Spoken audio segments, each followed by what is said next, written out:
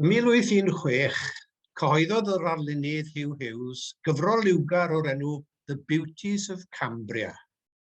A ddrwg gen I weithio chi fod Tregaron ddim yn ddi, achos y gred gyffredinol ar y pryd oedd fod Tregaron yn rhy fach, yn rhy dlawd ac yn gwbl ddilyn. Dyma chi fap cynnar o'r dref ym 1835, yn dangos clwstwr o dai o boptu afon Brenig.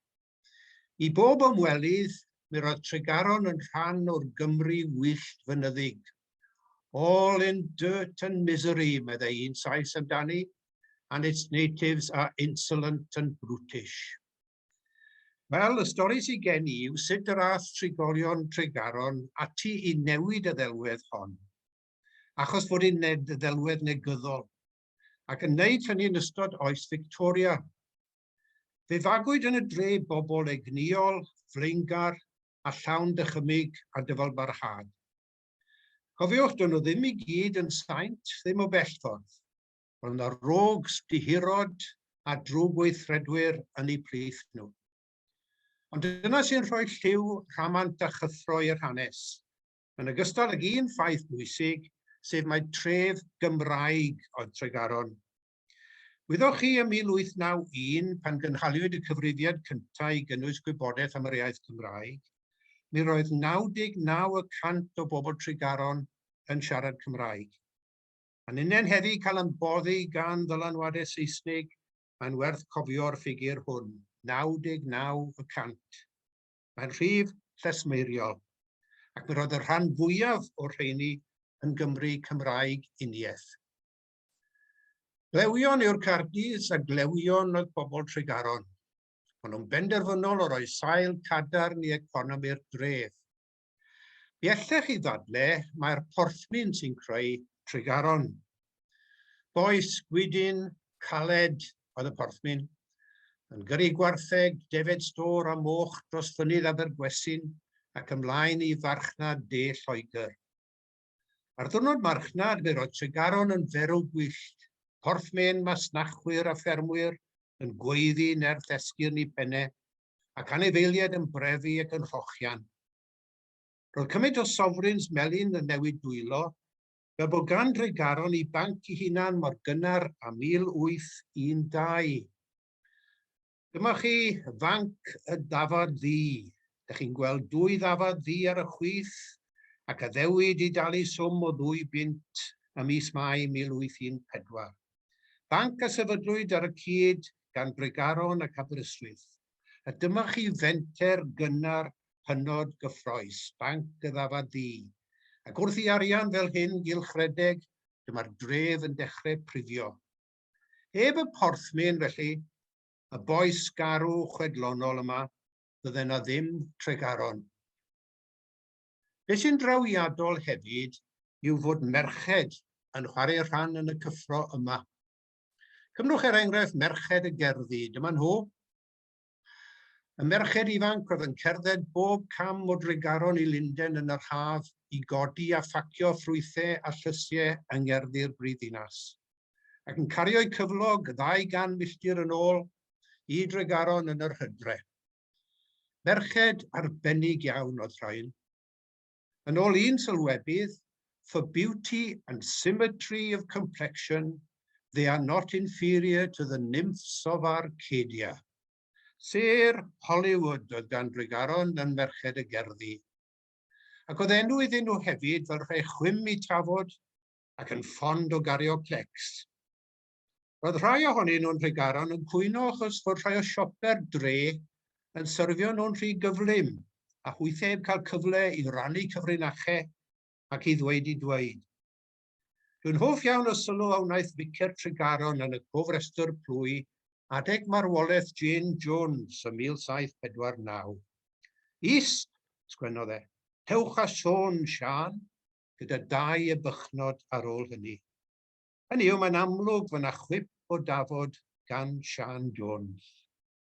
Merched Tregaron hefyd oedd yn cynnal y diwydiant sane, a phwy all feio'r rheini yn eu plith nhw, mae benderfynodd bod yn well ganddyn nhw ddosbarthu llaeth yn Llundain na godro gwartheg gatre.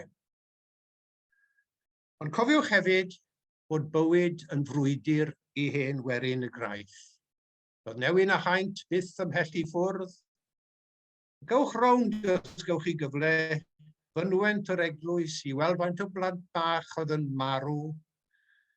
Dyna chi feddrod Mary Richard, ydy hon, mam Henry Richard. Mae menwent eglwys Caron. Roedd hon yn gwraig gysurus I byd, ond mi gollodd hi 6 o fabanod o ryw afiechyd neu chaint cyn iddyn nhw gyrraedd mis oed. 6 o blant bach. Ac mae calon dyn yn gweidi hefyd wrth ddarllen hanes Gwyddeles fach a gafodd ei dal mewn storm yn Tregaron yn 1854. A'i mab 2 flwydd oed yn marw o oerfel yn ei breichiau. Oedd gwerin bobl yn gorfod brwydro I gadw'r ddeipen ynghyd mewn drycyn a hynda. A bendith arnyn nhw am helpu gilydd adeg cynheia, cneifio, nodi, dipio a lladd mochyn. Mae arwyddocâd eiconic i'r ardal hon, Cors Caron, y gors fwyaf o'i bath ym Mhryden. Tref y mawn oedd Tregaron ac yw Tregaron. Ac mae'r mawn dwfwn yma yn dipyn o ryfeddod. Mae'r safle yn 12,000 o flynyddoedd oed, a dyma lun arbennig iawn a dynwyd o'r awyr gan Toby Driver a Chris Musson. Dyma'r gors dros y canrifoedd a gadwodd y caroniaid yn fyw dros fisoedd y gaea. Oedd bron pawb yn dibynnu ar y mawn am eu tanwydd, ac yn yr haf hefyd, does dim lle pertach yn y byd na phlu gweinydd y gors. Mi fydde O.M. Edwards yn cyfeirio at y phlu gweinydd yma fel hen gyfeillion mebyd I mi, ac fel plant angylaidd y gors. Dyma be mae'n ddweud yn ei gyfrol yn y wlad, yr oeddynt yno yn ei miloedd, yn llanerchu o wynder ysgafn, tonog, byw, heilog. Hwyr roddodd i'r hen gors ddi hagr a'i gogoniant gwyn. Erbyn heddiw mae'r gors yn warchodfa natur ardderchog, ac yn gartref I bob math o fywyd gwyllt. Bellach, mae lladd a llosgi mawn yn cael ei ystyried yn weithred garbonllyd. Ond heb mawn, a fydde Tregaron wedi bodoli a thyfu o gwbl yn ystod oes Victoria. Er gweithio tlodi dychrynllyd, mi roedd y caroniaid yn hoff o hwyl. Ond y gymeriadau lliwgar, bair talcen slip, a digon o hen wags yn y dre, rhagflaenwyr Edward Jones, Tidfor, Ponsian ac Ifan Tregaron. Ac yno fynd ar nosweithiau llawen, anterliwtiau ac sioi pypedau. Ar atyniad pennaf yn aml iawn oedd y syrcys, achos oedd y syrcys yn golygu eliffantod. Dyma chi rai ohonyn nhw yn ymweld ag Aberystwyth yn nofio yn y dŵr ar y prom yn Aberystwyth. Ond cyn hynny yn haf 1848, mi ddoth syrcys deithiol Bati I Tregaron. A'r prif seren yn y sioe oedd eliffant o'r enw Jwmbi. Gweithio'r modd fe fu farw Jwmbi ar ôl yfed o nant lle roedd y dŵr wedi lygru gan y gweithfeydd plwm. Claddwyd y creadur yn ddi-seremoni rywle tu ôl I westy'r Talbot. Mae archeolegwyr yn ddiweddar wedi trio cael hyd I weddillion Jwmbi, ond heb unrhyw lwc. Byddai'n haws greda I gael hyd I nodwydd mewn cas wair. Beth bynnag fydd rhai ohonoch chi, dwi'n siŵr, yn cofio gweld ffilm ar S4C gan Kevin Allen ar y syrcas, stori gynnes agos atoch am Sara, merch ifanc sy'n dotio o'r eliffant tra ddath I gefn gwlad Cymru. Rhoed nodyn byr yn hanes Tregaron yw'r eliffant yma. Ond os ewch chi am baint i'r Talbot, fe gewch chi mat i'w osod dan y ddiod sy'n dangos cartŵn hyfryd Stewart Evans am dranc Jwmbi ym 1848. Gorffwysed Jwmbi, ble bynnag mae e, mewn hedd. Gwesty'r Talbot, dyma chi. Dyma Frenhines Tafarnau Tregaron, yn y gorffennol a'r presennol. Ac mi roedd hi'n buddsoddi yn barhaol yn yr economi lleol. Achos roedd trigolion y dre yn hoff o danco. Mor gynnar ym 1820, mi roedd yna 11 o dyfarnau yn Tregaron yn unig. Dim lot o ramant yn perthyn iddyn nhw, mae gen I ofn. Oedd y llew coch, er enghraifft, yn cael ei disgrifio fel y poor, miserable hovel. Gweitha hyn, mi roedd boes Tregaron yn gallu yfed fel pisg. A mae yna lu o enghreifftiau o feddwon yn boddi yn afon Teifi, ac ar ddiwrnod ffair mi fydde dynion yn pasio dŵr ar Gorneli Stryd ger y Talbot a'r llew coch, gan achosi drewdod ar swydis. Pan nath o am Edwards ar y tren o Aberystwyth I Tregaron rhyw nos Sadwrn, fe sylwodd mai dim ond llon dwrn o'r teithwyr oedd yn sobor. I don't like the Cardis, meddai fe yn ei ddyddiadur. A mae sôn am ddiod feddwol yn atgoffa I o'r disgrifiad weles I ar wefan Expedia, y cwmni teithio yn ddiweddar. Dyma be nhw'n dweud ar y wefan: Escape to quaint Tregaron, a city, sylwch, a city notable for its bars. Fe fagodd Tregaron arwyr glew. Bachan o Tregaron oedd un o arwyr mawr T. Llew Jones, sef Twm Sion Cati. A'r darlun y gewch chi o'r dihirin hael yma yw cyfuniad o Robin Hood, Rob Roy a James Bond. A welsoch chi Twm Sion Cati yn rhodio hewl Llandyfri, y cerignadd yn toddi'n blwm rhag ofon Twm Sion Cati. Dyn ni gyd wedi cael yn dysgu mai Lleidr Penffordd, cyfaill i'r tlawd a charwr nwydwyllt oedd Twm. Ond fel oedd Ryan Davies yn arfer dweud, never in Europe. Myth yw'r cyfan. Mae'r myth ma'n seiliedig ar bamffled anhysbys sy'n sôn am Tom Sion Cati's Tricks, a nofel hefyd gan Llywelyn Pritchard, The Adventures and Vagaries of Twm Sion Cati, 1828. Ffigur cwbl rithiol yw Twm Sion Cati. Mae'n seiliedig ar ŵr bonheddig o'r enw Thomas Jones, oedd yn byw ym Mhorth y Ffynon. Mi roedd e'n ŵr bonheddig, yn fardd ac yn hynafieithydd. Ac yma o'ch blaen chi fe welwch chi enghraifft o'i waithau fel Herodot. Hart ache, lliwgar a chelfydd I John Price o Gerddon. Rwyth dychymyg mae gen I ofn yw'r hanesion am Twm Sion Cati. Ond mae'r darlun ohono fe yn rhan o ymgais y Caroniaid I ffurfio darlun cyffroes a gwell hunaniaeth ar gyfer y dref a'r ardal. A does dim un tref yng Nghymru yn gallu ffynnu heb rywfaint o ramant. Nawr dyma chi ddyn a hanner. Heb unrhyw amheuaeth dyn o gig a gwaed oedd hwn, ffarmwr, bardd, undodwr, diawl mewn croen, meddai rhai, dyn galluog, cecrys, pridd glwyfus, ac mi roedd gynno fe, tas i gael bwys, fwlch yn ei wefus.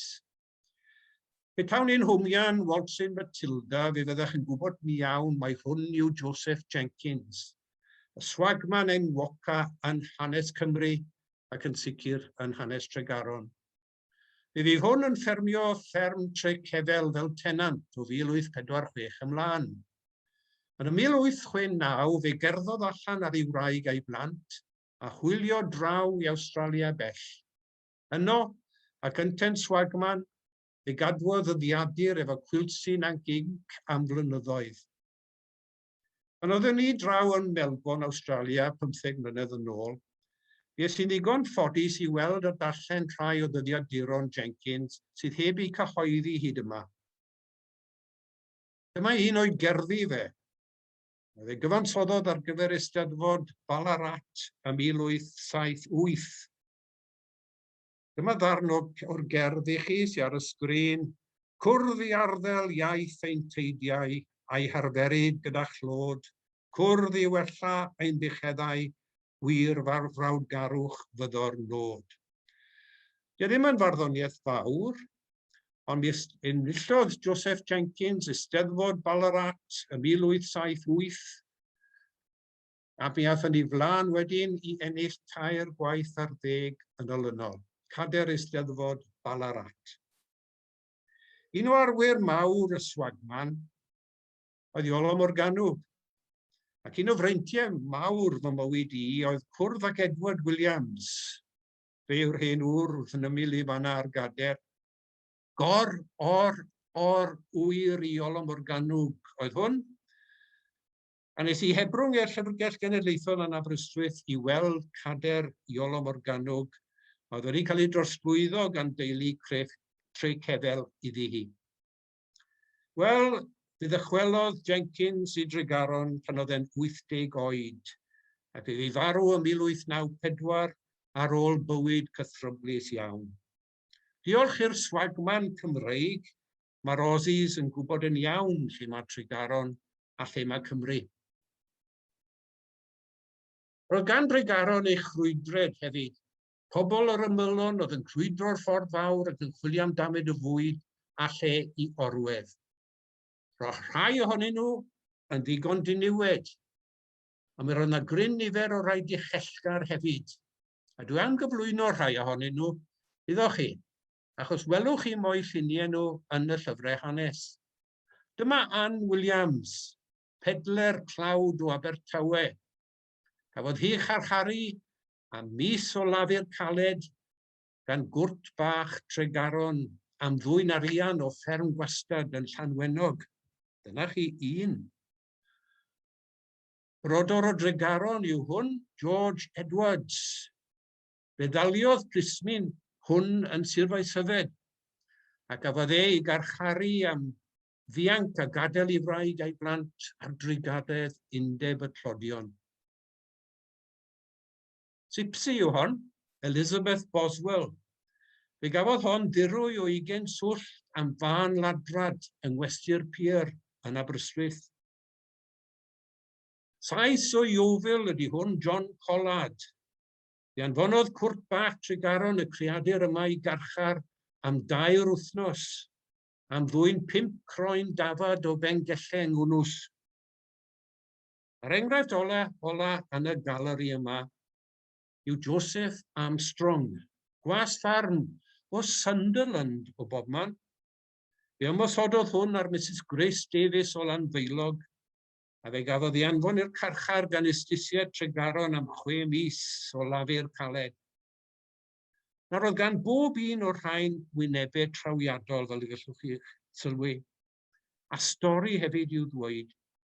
Fe roedd y caroniaid yn ymwybodol iawn bod pobl ar dramp, rhai o bell ac o agos yn gallu bod yn beryglus, ac fe roedd y camera ac olion bysedd yn gymorth mawr i'r heddlu lleol I cosbi nhw. Ond am bob aderyn brith yn Tregaron mi roedd yna sant, ac am bob diotwr mi roedd yna ddirwestwr. Dyn o bwys oedd hwn, mi'n lwco'r cyrls gyda'r llaw, Ebenezer Richard, tad yr enwog Henry, a'r dyn y blanodd werthoedd y diwygiad Methodistaidd yn Tref Tregaron a'r ardal. Yr Ebenezer hwn oedd pensau'r mudiad yr Ysgol Sul yn Tregaron. Fe gododd dyn nobl, Prospect House, y tu ôl i'r llew coch mwyn iddo fe gael cadw golwg ar y Carry Dums. Ac yn y tŷ hwnnw, y magwyd I fab enwog Henry Richard yr Apostol. Heddwch mwy amdano fe nes ymlaen. Roedd Daniel Rowland Llangeitho yn arwr mawr I Ebenezer. Ac nad oedd e'n un I floeddio halleluia, na neidio mewn llawenydd, fe roedd e'n benderfynol o droi'r dref yn dŵr cadarn i'r hen gorff. Roedd yna bregethu melys a brwmstannau i'w glywed yn Tregaron. Ac un o'r ffefrynnau lleol oedd John Jones Blaen Anerch, yr hen Blaen Anerch fel oedd e'n cael ei alw. Pregethwr gwefreiddiol oedd yn arfer chwifio I freichiau a chanu nerth esgyrn I ben yn y pwlpit. A fyddi yna Wesleyaid yn y nefoedd, medde fe. Bydd rai. A fydd yno annibynwyr, bydd rai, a fydd yno fethodistiaid.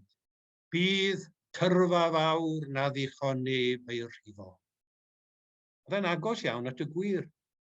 Erbyn 1910, mi roedd yna 45 capel methodistaidd ynghylch Tregaron a 45 o ysgolion Sul. A pan fi farw Ebenezer Richard yn 56 oed yn 1837, fe ddwedwyd fel hyn amdano fe. Fe gas Cymru golled fawr. Fe gas Sir Aberteifi fwy. Fe gas Tregaron fwy na hynny.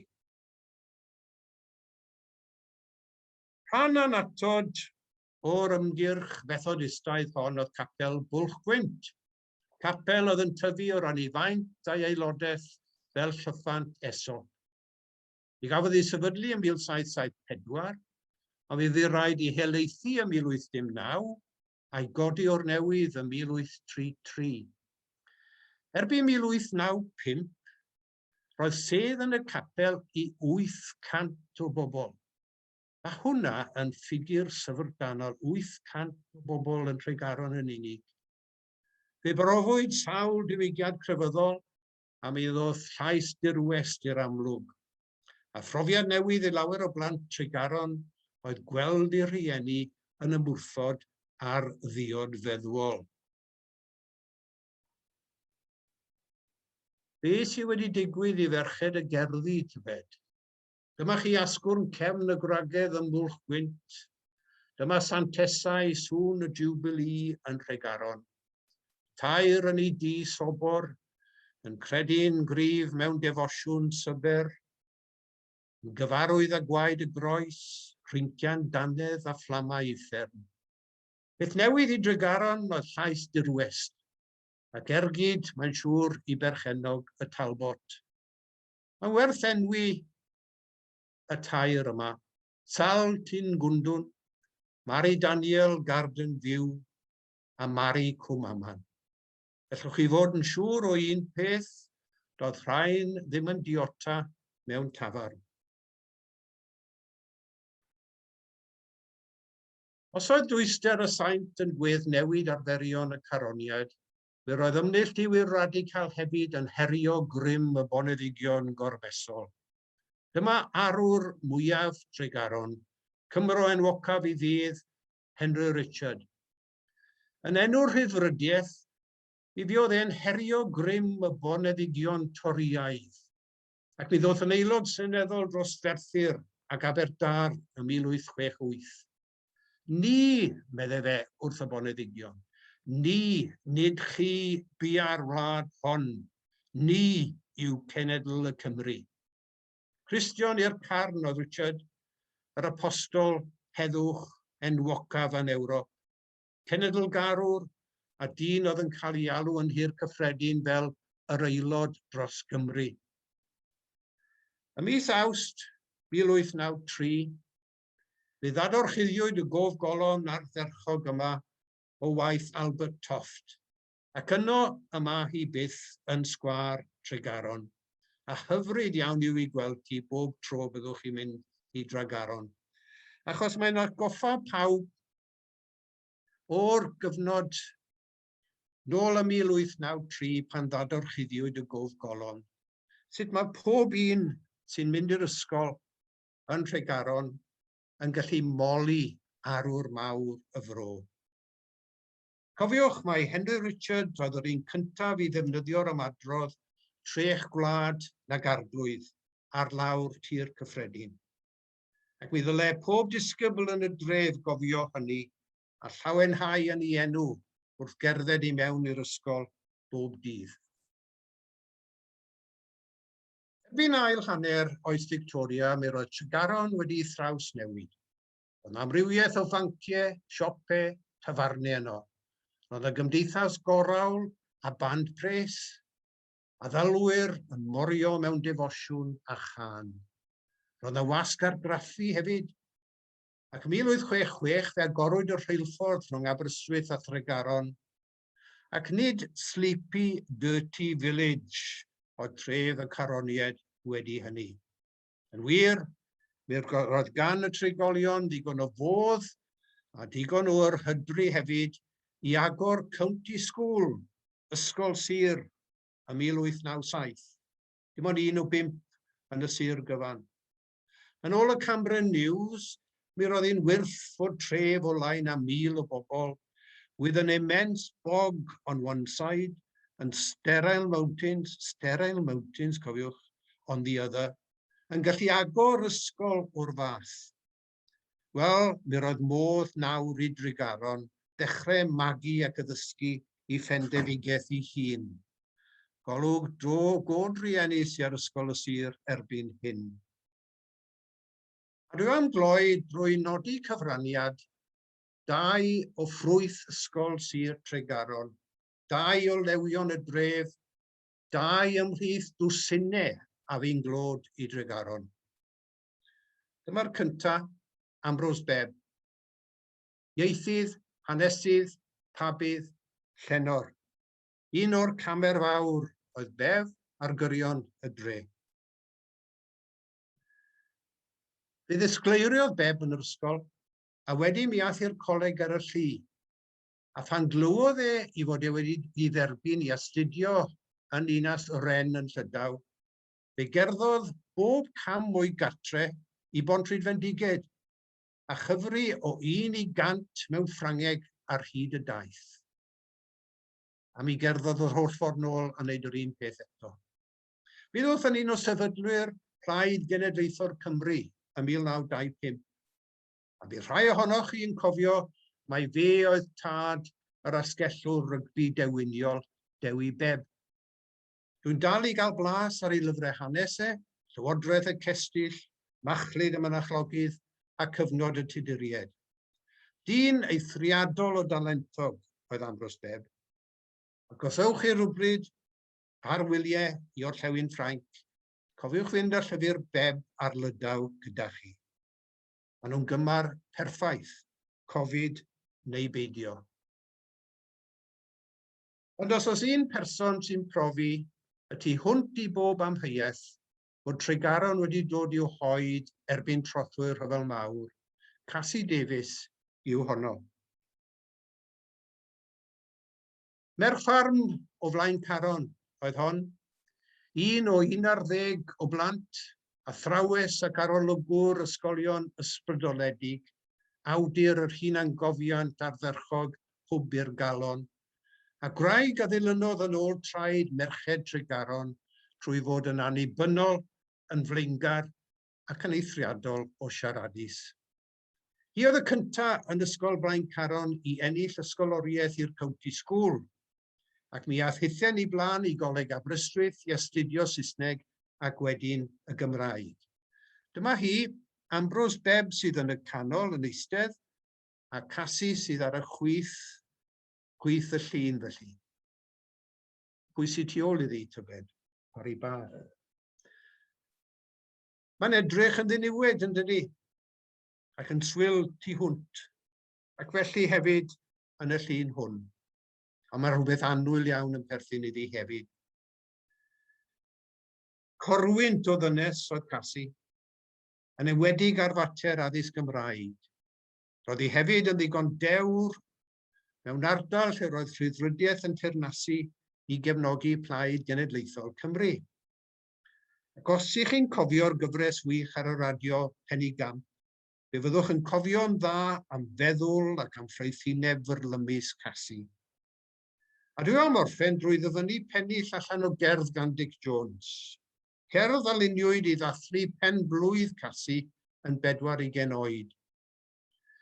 Pe doi o'n gwefus yn ddinag, Gymraeg na bu ei loiwach, fel dŵr y teifi, man lle tardd na wybu bardd ei groiwach. A phedawn yn hun, heb fyned yn hen, byddwn rhywbeth yn debyg i Catherine Jane. Da, ynde?